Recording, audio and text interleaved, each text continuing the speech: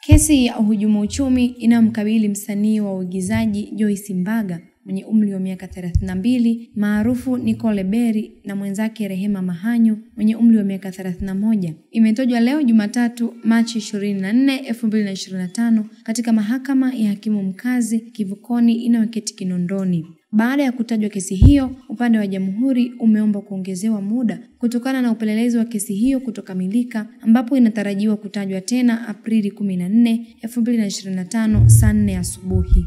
Wawili hao walifikishwa kwa mara ya kwanza mahakamani hapo Machi 10, 2025 wakikabiliwa na mashtaka matatu ikiwemo kupokea shilingi milioni 186.5 kutoka kwa umma bila kibali kutoka Benki Kuu ya Tanzania, ambapo baadaye waliachiwa kwa dhamana baada ya kutimiza masharti ya kuwa na wadhamini walioweka bondi hati ya mali zisizohamishika. Miongoni mwa makosa yao katika shtaka la kwanza, wanatuhumiwa kwa kuongoza genge la uhalifu.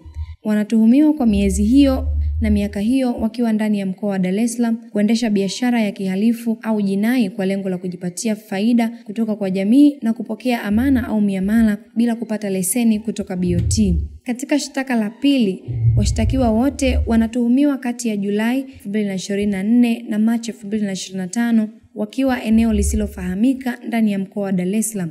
Walipokea amana ya shilingi milioni 185, 500,000 na 15,000 kutoka kwa jamii bila kuwa na leseni, huku shtaka lao la tatu likihusu kuendesha mfumo wa malipo bila kuwa na leseni ya malipo inayotolewa na BOT.